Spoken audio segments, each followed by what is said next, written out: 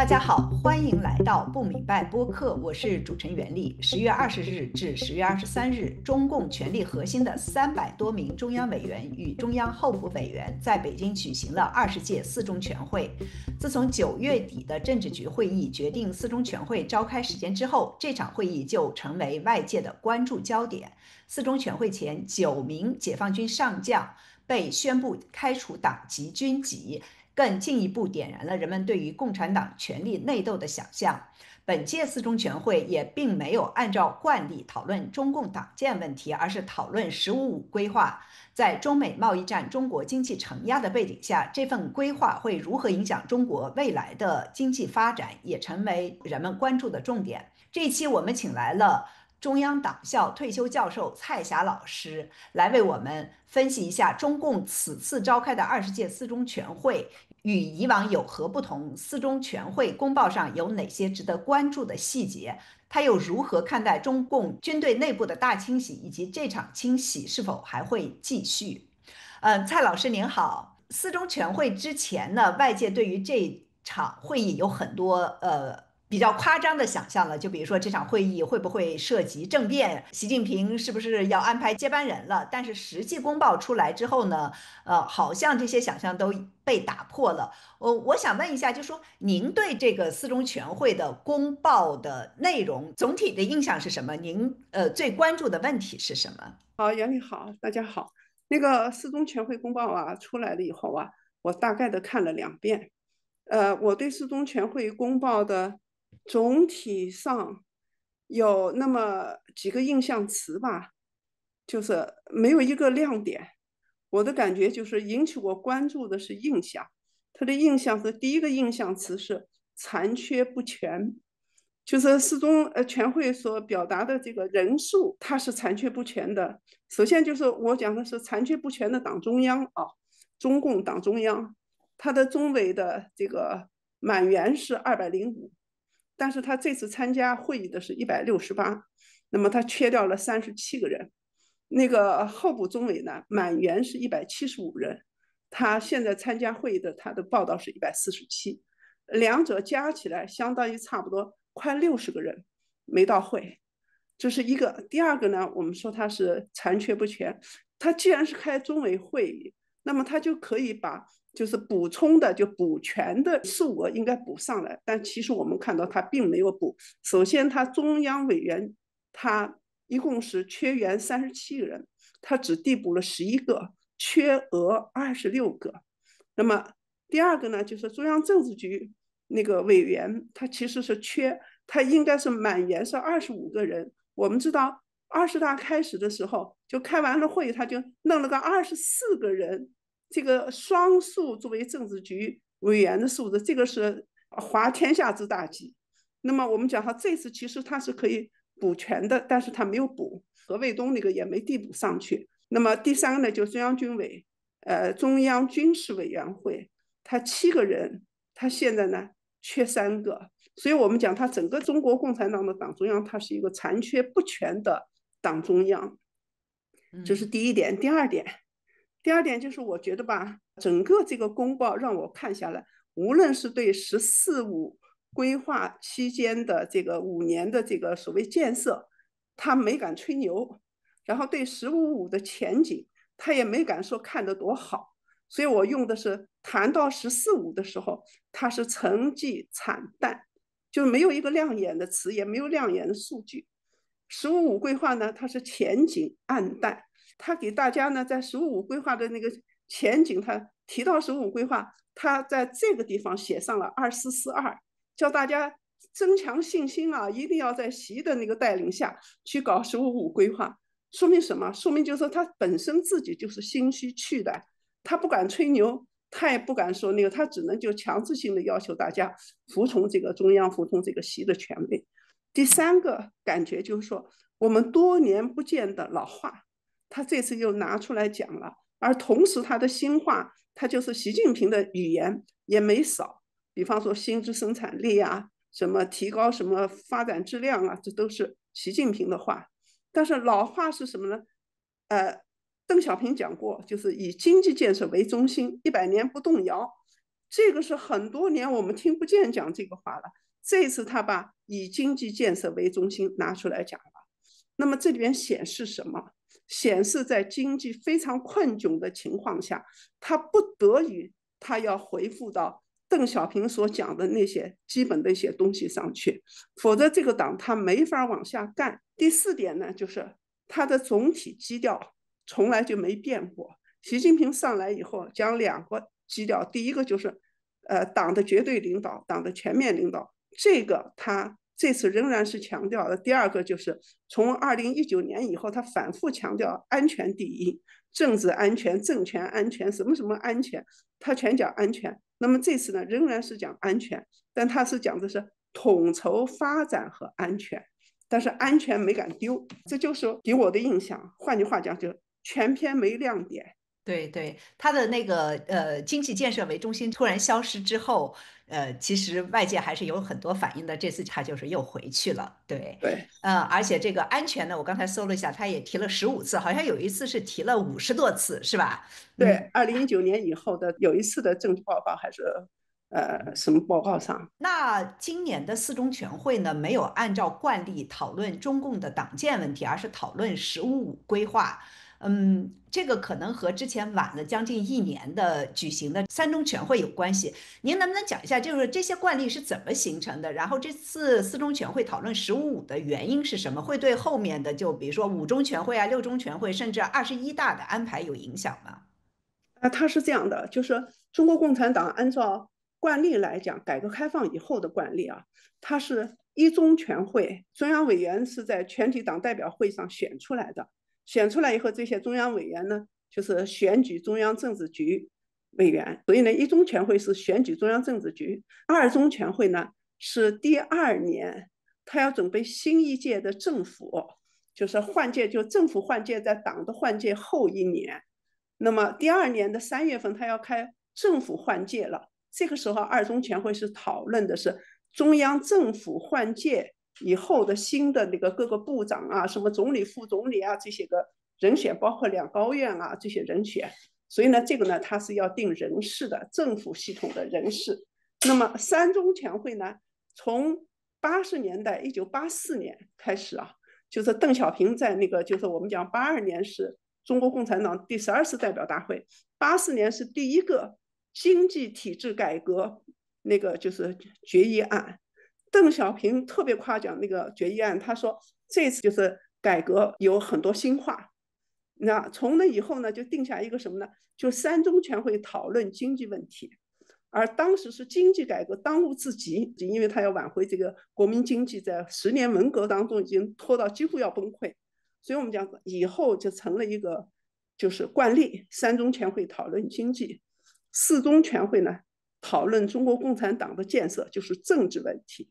那么五中全会呢，它是要做什么的呢？就是比方说这个5年规划，因为它每一届的那个中央委员会是5年，中国共产党在49年就是夺取了国家政权以后，他从54年左右还是53年左右开始，他就开始实行了国家经济建设。那个时候是计划经济，他就搞计划经济，第一个5年计划。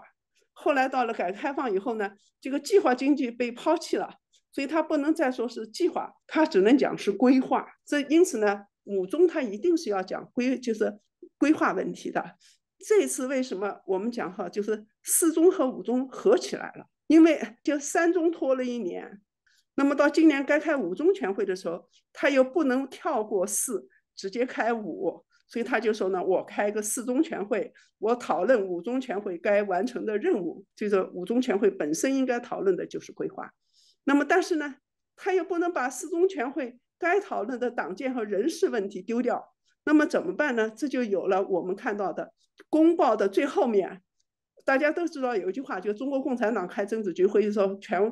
会议还讨论了其他问题。大家都知道说看点就在那个其他问题上。这次呢，他又把那个看点就是大家的看点其实是放在后面了，所以他就把那个递补啊，把这个人事增补啊这些东西就写在这儿了。这就是我们讲的看点。那么为什么他这次要就是把四中开五中的这个时间，就是好，他要开呢，要往前抢这个呢？因为中国共产党它是那个5年计划是，我们讲说15、25、35、45、55，一直到了现在14、5结束，70年。70年过去了，如果他说四中全会他不讨论这个第14个5年规划完成了以后，他下面往下怎么干？下一个5年的这个大盘子怎么端？他就等于整个这个党就给打乱掉了，你知道？我们现在看到的是几中全会的时间被他打乱，后面他如果不接抢着开这个会呢，他就会把那个后面整个这个国家建设的这个中国共产党的全盘的那个规划全部打乱，所以这种情况下，他就必须把4中5中合起来开。那么因此6中呢，按道理来讲，就是说有什么问题需要在这次的5年当中再讨论的，那么你就讨论。6中一般不限定主题，但是一般来讲，比方社会问题啊、精神文明建设问题啊、社会发展问题啊，这些就是6中要讨论的问题。7中全会讨论什么呢？就是筹备下一届的新的那个党代表大会要召开了。新的党代表大会要召开之前，他要大概的通过一下，比方代表人数啊、代表的审定啊，这些大概的那个就是议程安排啊。7中全会大概大家都要知道一下，这是一个预备性的，为下一次党代表大会做预备工作。大概一般就是这样，所以我今年是觉得他把这个4中5中合着开的话，26年他只能开个5中，27年他就得看那个，他要么6中7中再合起来开。那我们下面就说一下，就是这次大家最关心的这个人事问题。X 就是 Twitter 上面呢有一个账号，它叫中国人事观察，他今天发了一条推文，我念一下。他说，42名军队系统20届中央委员中有33名上将，9名中将。33名中将中呢，22人缺席4中全会。这22个人里面呢，8个人已经官宣落马，开除党籍，剩下14人失踪（带引号的失踪）。然后各个军种的司令员、政委，除了空军之外，全军覆没。还有这个中央军委职能部门的负责人，除了联合参谋部的徐启林，全军覆没。9名中将中呢，5人缺席4中全会，读起来都觉得挺可怕的。您怎么看这样的一个状况呢？跟你讲了，我也看到这个就是数字的。我当时的感觉就是因为我自己也是军队里面出来的人了哈，我觉得整个这个解放军被他给打残掉了，就中国军队被习近平打残了。因为他现在缺的这些上将、中将，他是有职位的，什么东部战区、5大战区的司令全部缺位，还能打仗吗？火箭军的什么军兵种的那些个主要的将官们也都是缺位，这个军队是打不了仗的，所以我觉得这是很可怕的事情。那您怎么看这样子的清洗呢？就是习近平他这么清洗是为了什么呢？我觉得是这样啊，就是习近平实际上对于整个这个军队系统啊，他是为了抓军权，可以这么讲。他抓军权从2014年开始，他是以那个反腐和这个军兵种的那个就军队改革抓军权。那个时候他是要从老军头那儿把军权夺过来，是吧？所以呢，他抓了那一轮，抓了以后呢，到了20大的时候呢，他是依托着军队来。张又侠他们支持他，就军队支持他连任。当然，一旦他连任了以后，他对军队本身并不放心，因为他自己没在军队干过，他也没有真正的军队的根基，他只是在名义上讲说他是党的中央军事委员会的主席，是吧哈？然后呢是党对军队要绝对领导，绝对领导他自己理解成就是绝对听他的话，问题是军队能不能绝对听他的话？他是不敢放心的，那么因此他就不断的进行清洗。他原来是他依赖张又侠把他给提上来的，就是来保着他连任了。但过后呢，从清洗火箭军开始，到后来清洗李尚福，实际上呢，在某种意义上讲，他对张又侠个人的人身安全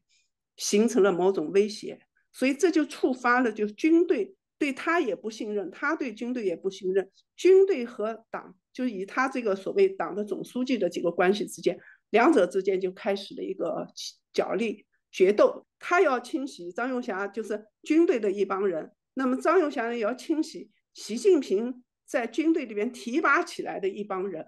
所以双方都在清洗对方的人马。这样的话，我们就可以看到整个这个军队的这个上将也好，中央委员也好，各大战区也好，主要等上相当一批的干部被打掉了。所以我们讲哈，这个是实际上是内斗啊，这个内斗是非常残酷的。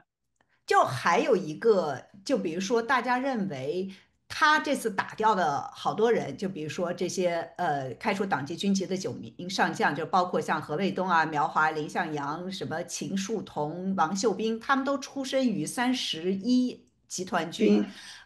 然后习近平呢，在福建任职期间，曾经14次视察31军，他们这些人都被认为是习近平一手提拔起来的将领。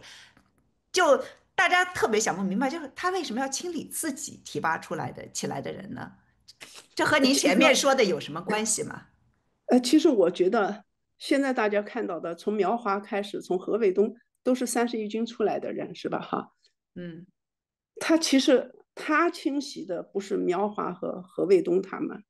他清洗的是火箭军、李尚福、总装备部的那些人。那么实际上呢，他是清洗的，我们讲是张又侠的人，因为呢有2个问题。第一个问题就是我不得不说一点情况哈，就是2023年的7月份，火箭军出问题以后，他清洗火箭军的是8月份以后清洗李尚福的。那么当时呢，要求就是中央军委的纪检委，他就是提出了一个公告，就让大家来检举总装备采购物资当中的贪腐线索，是吧？那么这个线索呢，追查到什么时候呢？2017年10月以后，你要追查；2017年10月以前不追查，这是一个。那么2017年10月以后，张又侠已经当了军委的领导了。恰恰在2017年10月之前呢，张又侠就是总装备部的部长，那么李尚福是他的副手。到了2023年8月份以后，清理李尚福的时候呢，其中李尚福有一条罪名，李尚福行贿。李尚福向谁行贿？他都当了那个国防部长，他向谁行贿？换句话讲，就这个2个东西其实是剑指张又侠，只不过就是我影射了你，但是我现在不抓你，这就给张又侠带来一个极大的威胁感，他就有那种不安全感，他知道你要来整我了。而这个习近平过河拆桥的事情干了，这是第3回。第1回是刘源帮他清洗了古俊山，是吧？然后他才有郭伯雄和那个叫徐才厚给打倒。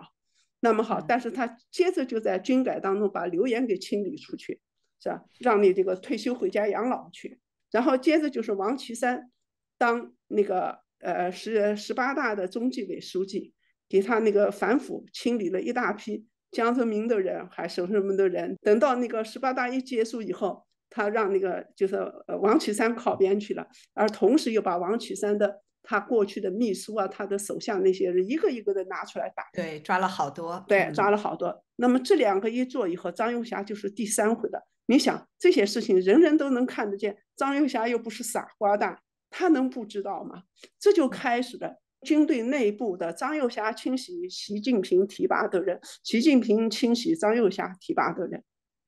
所以他31军的那些人不是习近平清洗自己的人，这是说不过去的，而是张又侠清洗他。那么实际上呢，我也看到有一个优管的博主，他分析这个问题分析的非常精彩，他叫马思库。他讲就是说，比方说你首先第一个就是说你要清洗，你要有动机；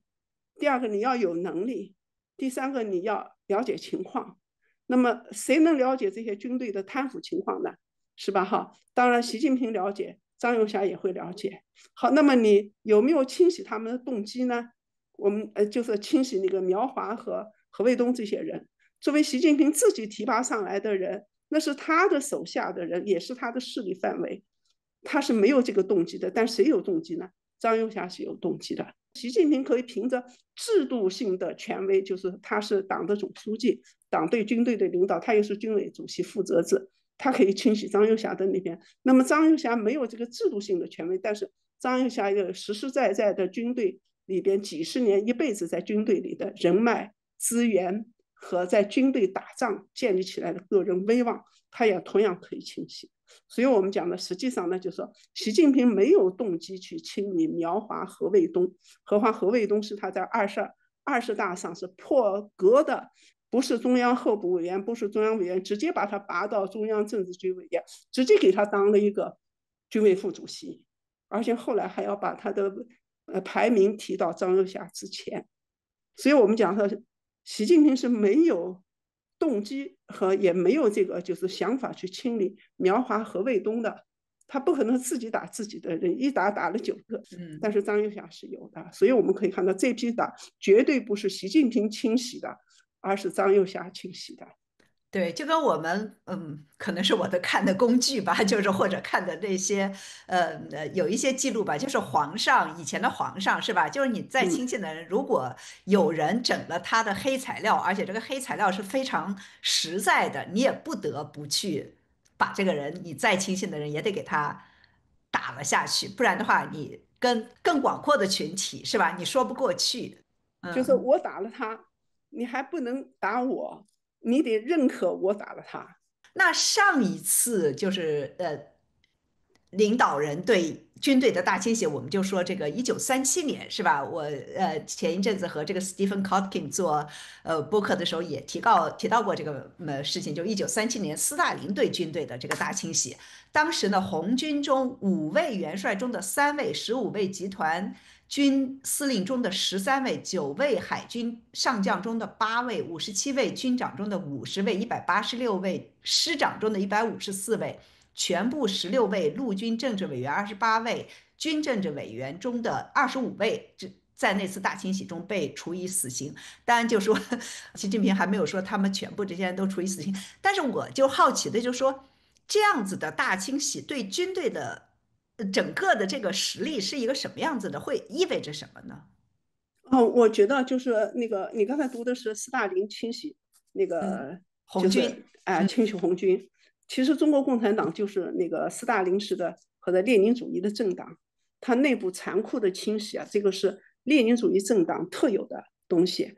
那个斯大林清洗了那个红军，我们都知道，就是那个41年的6月21号晚上，那个希特勒突然对那个前苏联发起那个进攻，是吧？侵略。傻那好边站，对对，所谓的前苏联的卫国自卫反击战就开始打起来，卫国战争是吧？哈，但是对，前半年的时间，整个苏联军队是一败涂地啊，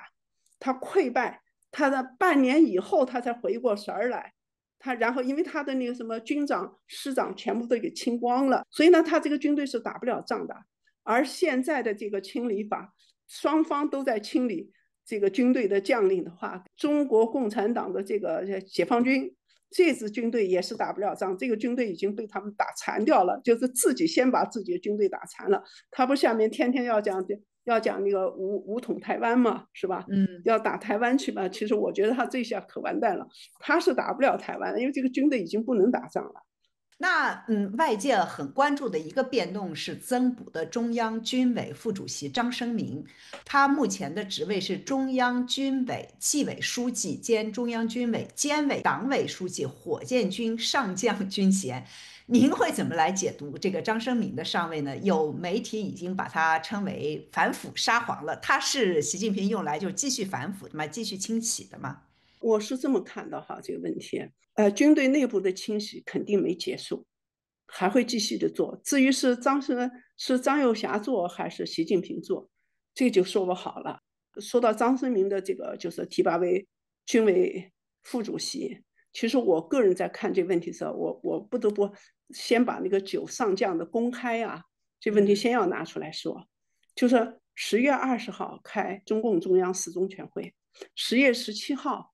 那个国防部发言人他就是突然官宣，就是何卫东、苗华这些人上被公开开除党籍和开除军籍，当然党籍要到四中全会去追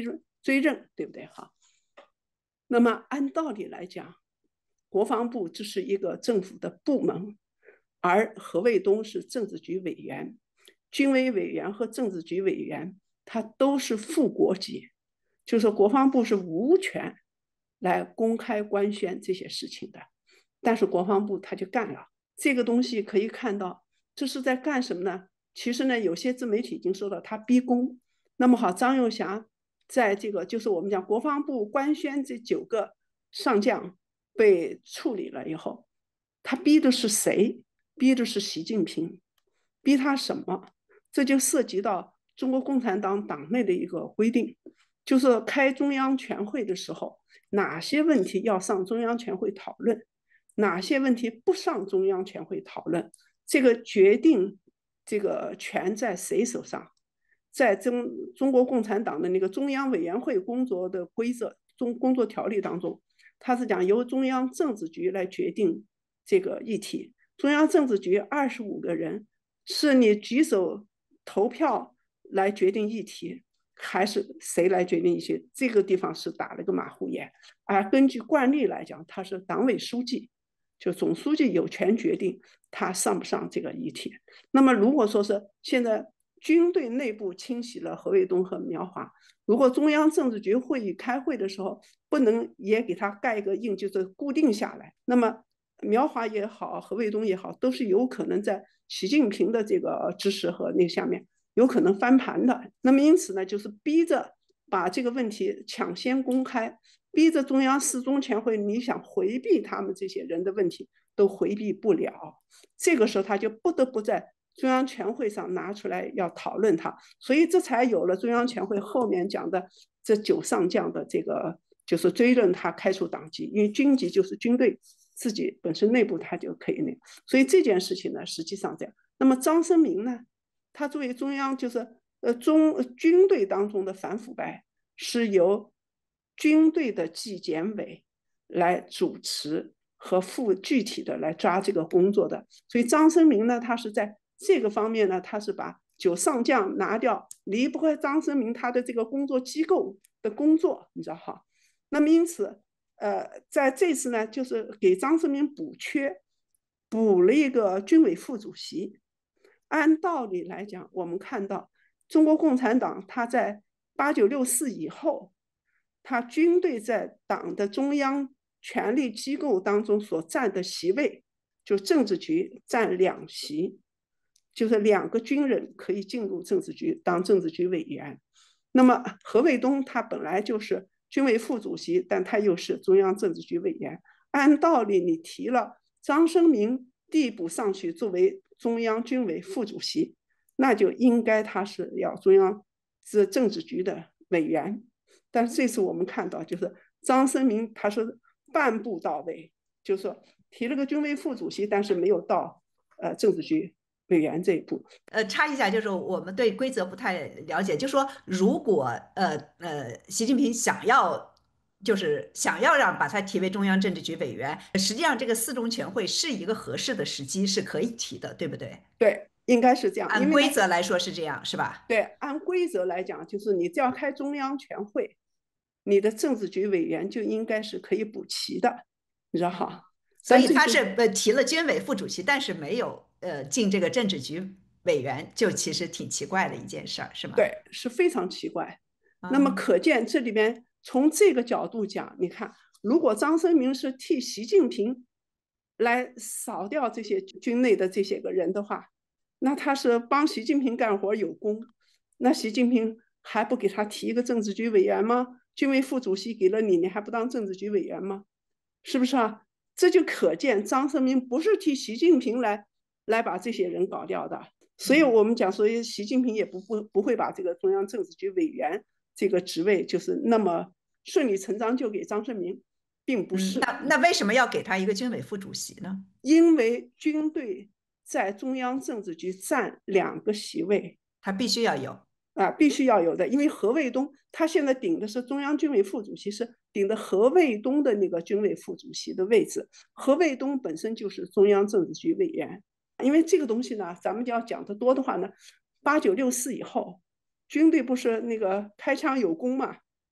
开枪有功以后，后来呢，就是在那个14大以后，是在中央常委当中有一个就是刘华秋老军头，然后到15大的时候，1997年15大以后，这个就变成了就是军人不干政，他就不能进入党的中央常委，然后就把中央就是政治局委员2个席位，就是中国共产党中央委员会、中央政治局有2个席位是军队的席位，这是一个固定的。所以按道理来讲，你既然是补缺了张生明当中央军委副主席，他就应该当中央政治局委员。但是这次没让他补上去。我个人的认为，不补张生明的这个中央政治局委员有2个问题。一个问题就是说，其实那个习近平连补这个中央军委副主席都是迫不得已的，我觉得是。然后呢，第二个呢是什么呢？就是说呢，所以他不会把那个政治局委员给他。第二个是什么呢？是中央政治局满员是25人，20大的时候呢，他搞了个24人。那么你现在既然你补了一个上去，你就可以把另外一个缺额的补上。那么好，如果说张生明补上了政治局委员以后，那么另外一个缺额的要不要补全？补谁？我们可以从现在的这个官宣的各种报纸啊这些当中可以看到，胡春华其实是在上上下下认可度比较高的人，但是补了一个胡春华去当那个政治局委员，你说那个习近平肯不肯？如果说这么一补的话，就不仅仅是胡春华当就是政治局委员，张生明当政治局委员，而且立马就显现习近平的权力失掉权威的某一或者说他的权威不是那么100%，是不是？对对，马上就显露出来了，然后，所以这个东西呢，他是绝对不肯这样干的。那么翻过头来讲，为什么张世民可以去补缺那个中央军委副主席呢？因为你知道军队它是双首长制，就说一个中央军委副主席是管军事的，这就张又侠。何卫东当初上去也是管政工的，军队不是政治建军吗？你就看到这次的公报里边还有，因为军队它是讲的党对军队的绝对领导，党指挥枪。那么这个党指挥枪怎么保证党指挥枪？就是政工部门来保证。所以军队的双首长制就是，如果从军兵种也好，战区也好，司令和政委这2个一把手，这就叫双首长制。所以张生明是补的这个缺，就政工系统的这个军委副主席。还有一个大家也比较关注，就比如说这次四中全会开除了14名中央委员及候补委员党籍，是吧？但是同时呢，又递补了11名这个中央委员，这2个数据实际上都是创下了中共的这种全会的记录，这个您怎么解读呢？如果说按道理，他应该是缺多少递补多少，因为对，中央候补的那个名额是候补的人员多的是。那么除了一个就是有些人可能还在审查当中，还没有问题，最后搞清楚，也许最后搞清楚那个人中央委员的位置也保牢了，然后他自己也就是给个什么处分，给个什么，但还是当中央委员。那么因此你现在就不必要把它全都递补完，这是一种情况。还有一种情况就是刚才我已经讲了，军队的8个中央委员被开除党籍和军籍，你军队的中央委员一个都不递补，而军队的那些个候补中委，有些人排名排在前面的，他就是跳过了军队的这些个排名排在前面的人，递补其他的。他说军队我管不了你了，反正就是我也掌握不住你，是吧哈？我就不给你递补中委。那么现在我就把地方上的那些个能补的全补，所以他这11个补的全是地方党政系统的中央委员。我一时就是不能查，就是说这11个递补的每一个人的经历和他的政治背景怎么样，所以我也不能说递补的全是习家军，这个话我就说不出来。但是我不知道这递补的11个人，但是我至少知道军队的该递补的中央委员一个都没递补。对，他不惜把军队打烂。换句话讲，今年在不明白节上，您说习近平如果把经济搞垮了，元老们的日子也过不下去的时候，他们会出来对抗习近平。我们当时我已经抬过杠了，就说这个元老们还有没有实力了什么，大家可以去听蔡老师在不明白节上做的那个节目。就我下面还是想再抬一个杠，就是说，就是习近平他也不是说就是经济也不用搞得有多好，是吧？就是像现在这样子的势头这么保持下去，中国呢前些年还是给他积累了一些家底，是吧？像他说的，2035年基本实现社会主义现代化的目标，然后呢，他就可以这样一直的这样大权独揽下去，包括27年连任，他的执政合法性也不会受到太多的挑战呢。我觉得啊，实际上就是说，因为邓小平是讲的2049年，中嗯，国赶上世界上的中等发达国家水平，他现在一下提前了14年，2035年。如果说你提前14年，2035年，你现在经济要发展的非常好，才可以。现实是经济是非常糟糕，经济要不是这么糟糕，老人们就可以不用站出来干预他的这件事情。但事实上，我们可以看到，2023年的时候，李克强已经去世了吧？对，2023年时候他去世了，对，对，李强已经当了总理了。李嗯，强当总理的时候，经济是怎么也上不去，因为他出的那个经济政策，他就没那个能力把经济搞起来。无论是李强还是何立峰，是吧？2024年就不用说了。所以说到今年，就是到现在为止是，大家可以看到中国的失业问题，中国的这个人民收入问题，包括到现在公务员的工资都要减半了，央企对，国企的人员都在往外吐历年的奖金，历年的什么额外的收入都在往外吐，连银行的职员也在往外吐钱，这都是对，体制内的人，他都在那说，所以整个这个经济是很糟糕的。那么这种经济很糟糕的情况下，这才有老人出来，就是干预。老人出来干预，不是为习近平做政绩，而是保这个党不垮台。那么老人现在这个状况呢，如果说经济滑到相当程度，中国的问题不能解决的话，可以讲共产党的统治是统治不下去的，就是他连续的执政是不可能的。所以现在这个状况就是，我们现在要往后看的是什么呢？要看四中全会以后，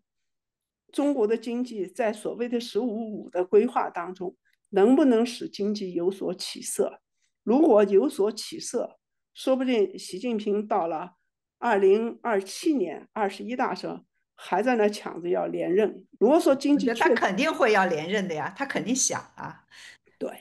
所以如果说是经济是能够有所回升，他会想办法就是那个什么。如果说不行的话呢，我觉得他想连任也连任不了。到那个时候，由不他说，船本身就要给搞翻了。我现在的感觉就是经济不好，大规模的失业，人民的收入不断的下降，这就是民不聊生。现在是弄到官不聊生和民不聊生，大家都不聊生。嗯，你知道，所对对，以所以我都感觉实际上他是做不到，他做不到后面还有再继续就是连任的这个合法性，他是嗯。没有合法性的。我念一下吧，就说四中全会的这个公报里面说了一下，就说要加强稳岗促就业工作，促进重点群体稳定就业，加大欠薪整治力度。我没有那么了解这个党的中央文件，但是呢，我觉得他能把加大欠薪整治力度，还有这个促进重点群体稳定就业写在四中全会的公报里面，也还是说明这个问题还是确实是比较严重的，是吧？对，习近平是过去他是不在乎这些东西的，对对，他现在哎，已经意识到经济是实在是糊不过去了，否嗯。则他不会有这些词。这也是我这次看公报的时候，我感觉到就是民生问题，那个就是欠薪问题是一个比较具体的问题，嗯就是失业问题是个大问，就是一个宏观数据可以看到的，欠薪是一个具体问题。但是他把那个欠薪问题和失业问题和民生的那个生活水平的提高问题、民生保障问题，他放在一起写，说明就宏观和微观他都看到是有问题的。所以嗯，可以讲，他感受到经济的严峻性，但是他们没有能力去真正把中国的经济搞起来。我觉得这13年，习近平已经把中国的经济已经拖到垮的地步了。对。但是现在美国还有全世界的对中国的认识不是这样子，他们就认为中国的科技非常厉害，中国的基建都搞得非常好。这个就我已经在好几期播客里面都聊过这个问题，而且这次这个四中全会的一开篇。就说了这个高质量发展取得显著成效，科技资历自强水平大幅提高，进一步全面深化改革，取得新突破，就等等等等啊。它实际上对这种科技强国或者是科技治国还是有挺大的期望的。而且呢，中国这些年确实这方面做的也，说句实话，比很多人，包括比我自己，可能5年前想的都是要好。20年的是吧？时候就没有想到，就是中国的这个科技还有这个制造业能发展到这样子的。我来问最后一个问题吧。最后这个问题还是那个终极问题，继承人问题，这个是也是大家非常的关注的。习近平会迫于压力和这个惯例来推出一个接班人吗？习近平就是说，迫于压力，还有可能会提出一个接班人。问题是，他所选的这个接班人一定是要他自己满意的人，他自己相信的人，讲信任的人，这是第一点。那么，那你就可以决定了，他并不是任人唯贤，而是任人唯亲，为他所相信的他讲。那么，他所相信的人，他所能看上的人，你能相信这个人确确实实就是精英中的精英挑出来吗？很难讲。这是第一。第二，凡是作为接班人的，他马上这就变成了就是未来的权力中心。这就是我们讲在党内就变成两个权力中心，一个就是习近平老皇上，一个就是后面接班人他是一个新皇上，老皇上总要下去的，新皇上要那个了。那么趁着这个新皇上还没上去的时候，先把关系搞好。这个时候他就会很多人有可能就到那个接班人那儿去投机专营了，这是立马就会动摇习近平的权力的安全感。所以为什么中国共产党他在这个接班人问题上，不是习近平一个人栽跟头，不管是毛泽东也好，还是邓小平也好，始终在接班人问题上都是没有处理好。而每一次处理不好接班人问题，党内就是一波又一波的残酷的清洗。所以这个东西呢，其实我相信他会选人，但他选出来的人绝对是在引起党内不停的在进行政治波动的一个，他不可能是这个党带来一个长治久安，因为他没有制度性的保障，也没有权利的合法性。其实习近平在这么多年来，他因为他自己不想要接班人，他也没有真正的使中共的这个官员队伍当中的梯队型的这个建设。不是邓小平当时还搞这个3梯队嘛，老中青，就说他是想共产党的事业一茬一茬干下去，人就要一茬一茬接上来。那么习近平没有做这个一茬一茬的干，他就是把他的什么福建帮啊、什么浙江帮啊、什么那个军工帮啊、什么清华帮啊这些人，他看中就给你填位置去，